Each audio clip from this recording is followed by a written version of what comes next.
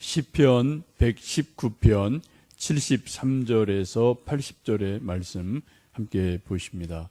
주의 손이 나를 만들고 세우셨사오니 내가 깨달아 주의 계명을 배우게 하소서. 주를 경외하는 자들이 나를 보고 기뻐하는 것은 내가 주의 말씀을 바라는 까닭이니이다. 여호와여, 내가 알거니와 주의 심판은 의로우시고 주께서 나를 괴롭게 하심은 성실하심 때문이니이다. 구하오니 주의 종에게 하신 말씀대로 주의 인자하심이 나의 위안이 되게 하시며 주의 긍휼히 여기심이 내게 임하사 내가 살게 하소서. 주의 법은 나의 즐거움이니이다. 교만한 자들이 거짓으로 나를 엎드려 드렸으니 그들이 수치를 당하게 하소서. 나는 주의 법도들을 작은 소리로 읊조리리이다. 주를 경외하는 자들이 내게 돌아오게 하소서. 그리하시면 그들이 주의 증거들을 알리이다. 내 마음으로 주의 율례들에 완전하게 하사 내가 수치를 당하지 않게 하소서. 아멘. 어느새 여름도 살짝 지나가고요. 아침 저녁 선선한 가을이 되었습니다. 또 오늘 9월 1일 초하루 새벽 기도회를 함께 여러분 새벽을 깨우며 동참해 주셔서 감사드립니다. 9월 한 달도 하나님의 손에 이끌리어 건강하시고 복된 삶을 매일매일 사시기를 주님의 이름으로 축복합니다. 오늘 함께 읽으신 시편 119편 73절에서 80절의 말씀은 히브리어 알파벳 10번째 단어인 요드라는 단어로 시작이 되는 그러한 시편입니다. 요드라는 단어는 손이라는 뜻을 가지고 있어요. 손이라는 뜻을 가지고 있습니다. 우리 모든 공부도 그렇고 운동도 그렇고 인생도 그렇고요. 우리 신앙도 마찬가지고 소위 좀 건강한 삶을 인생을 살려면은 기본기를 잘 해야 된다. 그런 이야기를 참 많이 합니다. 축구할 때도 그렇고요. 태권도 할 때도 그렇고요. 뭐 골프도 그렇고요.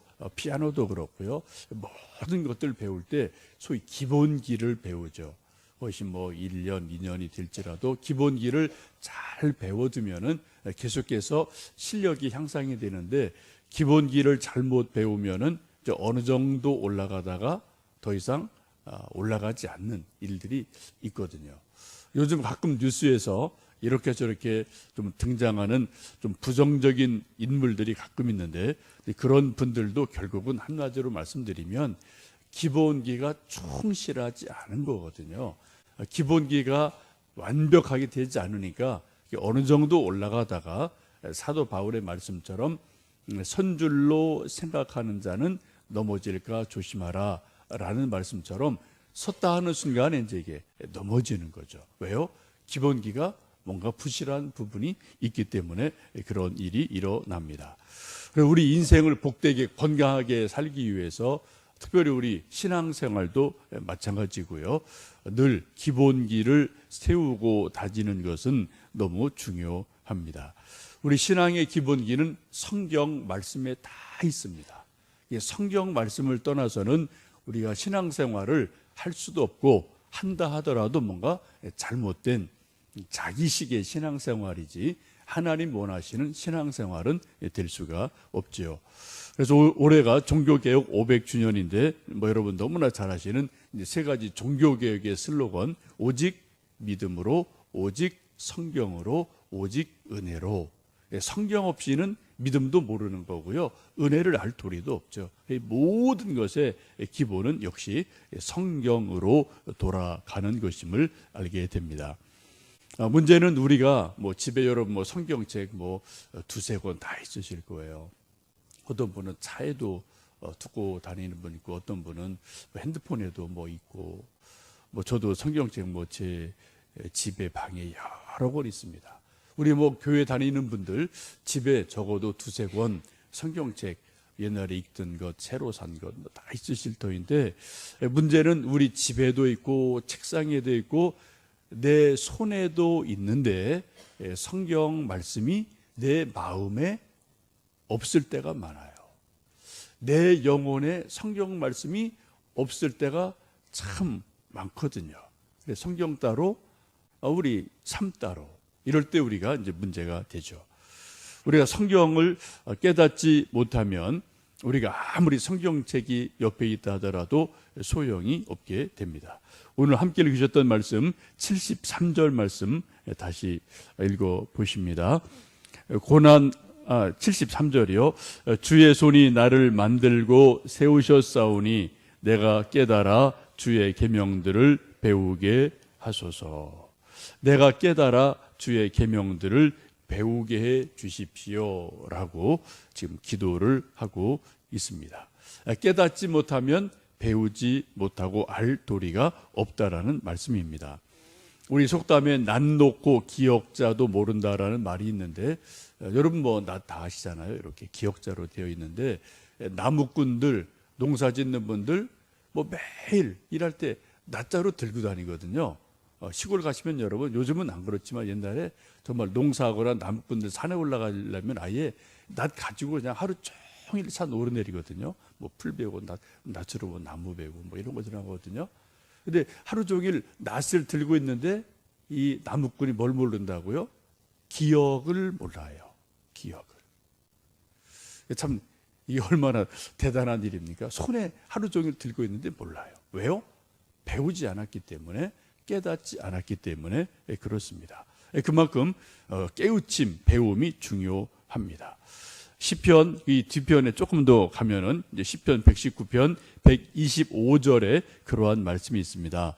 나는 주의 종이오니 나를 깨닫게 하사 주의 증거들을 알게 하소서. 성경에 비슷한 말씀이 계속 반복이 되는데 그 중에 하나가 나를 좀 깨닫게 해 주세요. 그래서 하나님 말씀, 율법을, 규례를 제대로 알게 해 주세요. 이런 말씀이 많이 반복이 됩니다.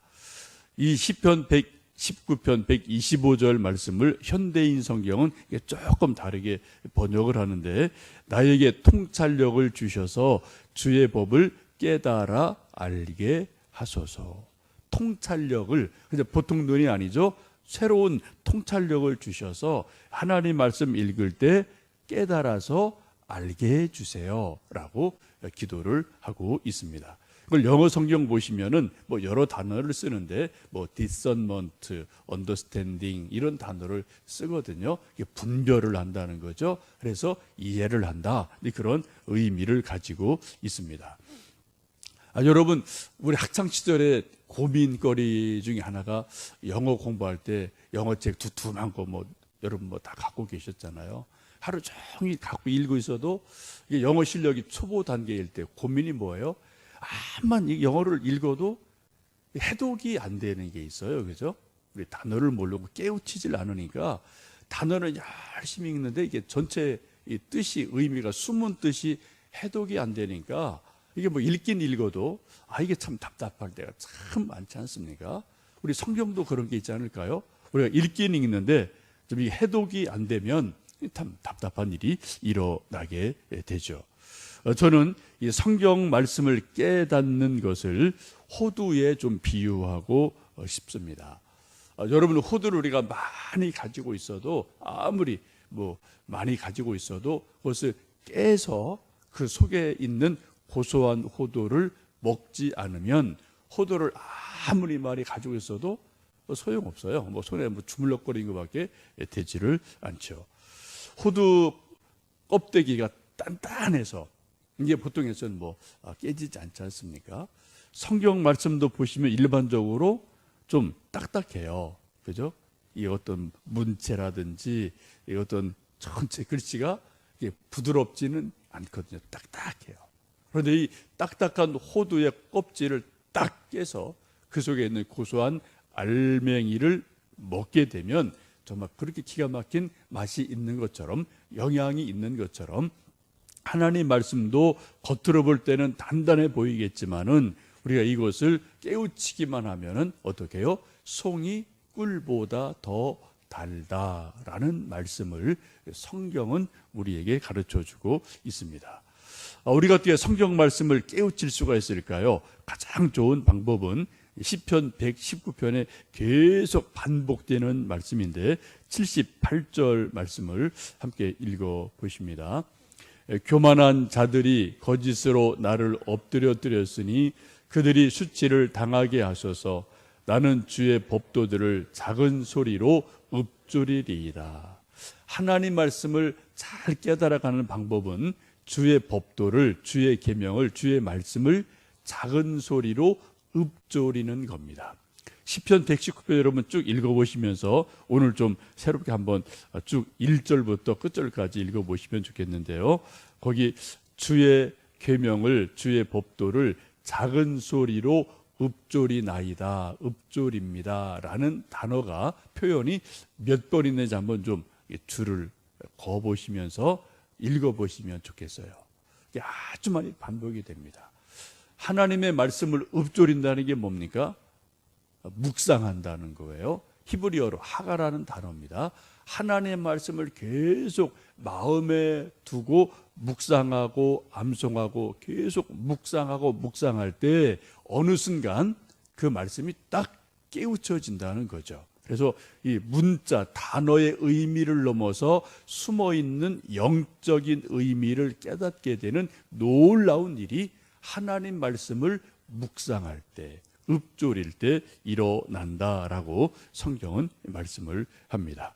하나님 말씀을 묵상하고 읊조리다가 깨닫게 됐을 때 무엇을 깨닫게 될까요? 그 첫 번째 깨달음이 오늘 본문에 보시면은 시편 119편 73절 다시 한번 읽어보십니다. 주의 손이 나를 만들고 세우셨사오니 내가 깨달아 주의 계명들을 배우게 하소서. 첫 번째 하나님 말씀을 통해 우리 깨닫는 게 무엇이나요? 주의 손이 나를 만들고 세우셨습니다. 이게 무슨 말씀이죠? 하나님이, 창조주 하나님께서 그의 손으로, 주의 손으로 나를, 여러분을 만들고 세우셨다는 겁니다. 제가 오늘 첫 번째 이 73절이 시작되는 것이 히브리 단어 요드라는 단어로 시작한다고 말씀드렸는데 손이라는 뜻이라고 그랬잖아요. 바로 그 말씀이에요. 주의 손이, 하나님의 전능하신 손이 나를 만들고 세우셨어요. 하나님의 손이 아담을 흙으로 빚으셔서 만들어 놓으시고 그 코에 생기를 불어 넣으셔서 살아있는 생명, 인간이 되게 하셨습니다. 오늘도 하나님의 손으로 저를 만들어서 이 땅에 태어나게 하셨고, 여러분 모두 다, 우리 사랑하는 아들, 딸, 손주, 손녀 모두 다 하나님의 손으로 만들어서 세우셔서 이 땅에 있게 하셨거든요. 창조주 하나님의 손을 우리가 성경 말씀을 통해서 깨닫게 됩니다. 엄청난 일이죠. 솔로몬이 전도서를 쓰면서 그 맨 끝부분 가면 그런 결론을 내려요. 너희가 이것을 다 들었으니 하나님이 창조주인 것을 알도록 해라 라고 말씀합니다. 솔로몬이 전도서를 쓴 이유가 딱 하나입니다. 결론이 뭡니까? 이거저거 쭉 수많은 말씀을 썼는데 창조주 하나님을 젊어서 아는 것이 복이다 라는 것이 전도서의 결론이기도 하죠. 여러분, 이 세상에 수많은 사람들이 하나님이라는 분이 계신 것 자체를 몰라요. 그런 단어도 모르고 쓰지도 않고 그런 개념 자체가 없습니다. 가끔 이제 그런 말 우리가 하죠. 어떤 수준 낮은 사람을 누가 좀 말해서 저 사람 개념이 없어, 저 사람 개념이 상실했어, 이런 말을 우리가 쓰잖아요. 또 모른다는 겁니다. 정말 개념이 없을 때가 있어요. 근데 여러분, 이 세상에 아주 많은 사람들이 하나님에 대한 개념이 없어요. 그렇죠? 하나님이 누군지를 몰라. 그냥 막연하게 신 있을까? 있을 것 같기도 하고 아닌 것 같기도 하고 뭐 그 정도지, 하나님이 계셔 이런 개념이 명료한 사람 여러분 의외로 많지 않습니다. 어쩌면 우리 믿는 사람 안에도 성경이 말씀하시는 하나님에 대한 온전한 개념을 알고 깨닫는 사람이 몇이나 될까요? 여러분 어떠십니까? 저도 늘 고민이에요. 하나님이 너무 큰 분이어서 제가 분명히 알고 믿지만 제가 하나님 다 모르거든요. 자꾸 뭐 성경 보여야 되고 기도해야 되고 또 뭐 묵상해야 되고 해야 되거든요. 여러분 우리가 성경을 처음에 펴기만 해도 창세기 1장 1절이 무슨 말씀입니까? 태초에 하나님이 천지를 창조하시니라. 진실한 마음으로 성경을 처음 펴기만 해도 창조주 하나님이 계시는구나 깨달아 알고 믿게 돼요. 근데 사람들이 성경을 그렇게 잘 안 보죠. 그렇게 심각하게 생각을 안 하죠. 그러니까 하나님에 대한 개념 자체도 희미하게 살아가는 이 세상의 사람들이 너무나 많이 있음을 봅니다. 하나님의 말씀을 오늘 73절 아주 중요한 말씀이죠. 내가 깨달아 주의 계명을 배우게 되었습니다. 첫 번째 배우고 깨닫는 게 뭡니까? 창조주 하나님이 계시다.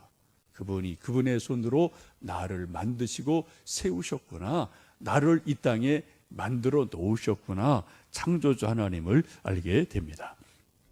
하나님을 알게 되면 참 이상하게도요, 내가 누군지를 알게 돼요. 칼빈이라는 종교개혁자는 기독교 강요라는 큰 책을 쓰시는데 그분의 1장 1절 대전제가 그거예요. 그 책에 하나님을 아는 지식과 나를 아는 지식은 서로 연결되어 있다. 동전의 양면 같다는 거예요. 하나님을 알면 알수록 내가 누군지를 알아요.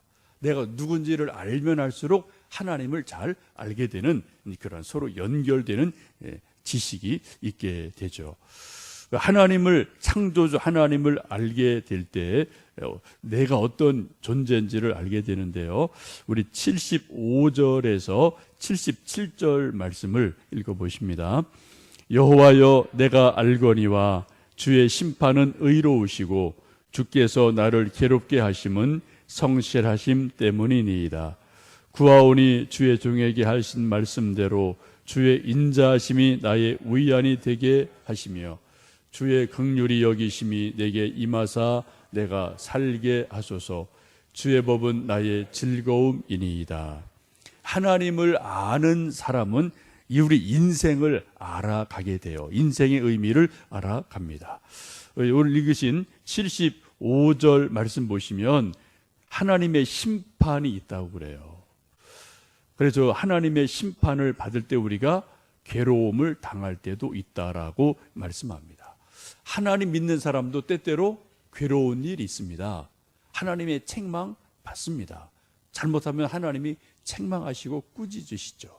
근데 그것이 뭐라고요? 하나님이 나를 미워하시는 것이 아니고 하나님의 심술이 아니고 뭐라고요? 하나님의 성실하심입니다. 하나님의 의로우심입니다 라고 말씀을 하세요. 귀한 말씀이죠. 우리가 잘못 갔을 때는 어떻게 하나님이 우리를 책망하시고 괴롭게 하시고 고난을 주실 때가 있는데 그것은 우리를 성실하게 대해 주시기 때문에 그냥 내버려 두지 않고 우리를 괴롭게 하신다. 고통으로 때로 몰고 가실 때도 있다라고 말씀합니다. 뿐만 아니라 우리를 이제 인자함으로 위로해 주시고 안위해 주시고 우리의 긍휼을 베푸셔서 우리를 또 살아나게 하신다라고 말씀을 합니다. 우리 인생 삶에 이런 것이 계속 반복이 되잖아요. 괴로움, 하나님의 위로하심, 하나님의 긍휼하심, 하나님의 세워주심 이런 것들이 이때 저때 우리 인생 속에서 저도 마찬가지고 여러분도 마찬가지고 이게 뭐 어느 때 우리가 올지는 모르지만 하나님의 괴롭게 하심, 고난, 위로하심, 세워주심, 회복하심 이런 것도 우리에게 늘 왔다 갔다 하면서 나라는 인생이 하나님 손 안에 있구나 이걸 우리가 깨달아 알게 됩니다. 여러분 이제 9월이 되었습니다. 창조주 하나님의 손길을 자연 속에서 아침 저녁 선선한 바람 속에서 느껴보시면 좋겠습니다. 혹시 여러분 그런 생각 해보셨나요? 하나님이 큰 부채로 아침에 이렇게 부채질을 해주셔요.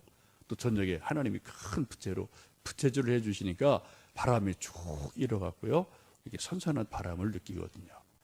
여러분 옛날 뭐 부채질 해보셨나요? 옛날에 다 그랬잖아요, 그죠? 선풍기 에어컨 없을 때 부채질하면은 바람이 일어서 선선한 느낌이 오거든요. 아침 저녁 가을을 맞으면서 선선한 이유가 하나님이 바람을 통해서 부채질 하시는 거예요. 그러죠? 하나님의 신비란 말입니다. 느껴보시고요. 아, 하나님이 우리 인생을 좀 건강하게 하시려고 부채질해 주시는구나. 참 감사하구나.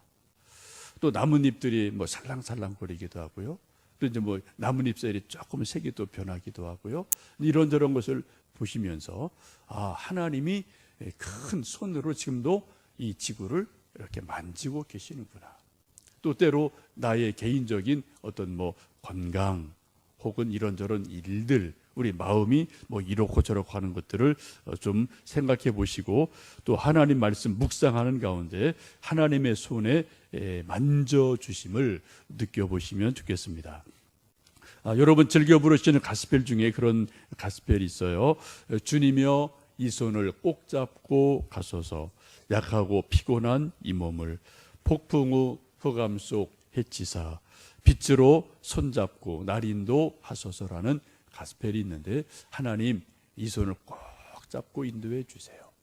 우리 함께 불렀던 찬송 570장 3절 가사를 보시면 못된 짐승 나를 해치 못하고 거친 비바람 해치 못하리. 왜요? 그 다음에 가사를 보시면 나의 주님 강한 손을 펼치사 나를 주야로 지켜주신다라고 찬송을 하고 있습니다. 하나님의 크신 손이 주야로 밤낮으로 우리 손을, 우리 자녀들의 손을, 우리 모두 손을 붙들고 계심을 여러분 다시 한번 믿으시고요. 생각해 보시고 깨달으시면서 오늘 말씀과 더불어 하나님의 손길 느끼시는 복된 하루 되시기를 주님의 이름으로 축복합니다. 함께 기도하겠습니다.